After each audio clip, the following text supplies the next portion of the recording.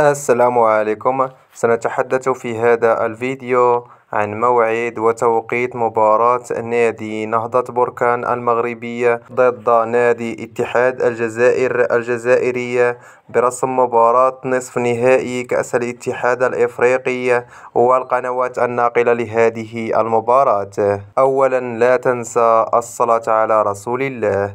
تأهل نادي نهضة بركان إلى دور نصف نهائي بعد فوزه على فريق أبو سليم، بينما تأهل فريق اتحاد الجزائر إلى هذا الدور بعد فوزه على فريق ريلز يونايتد. ويستقبل اتحاد العاصمة الجزائري نهضة بركان برسم ذهاب نصف نهائي كأس الاتحاد الإفريقي، وذلك يوم الأحد الموافق 21 أبريل 2024.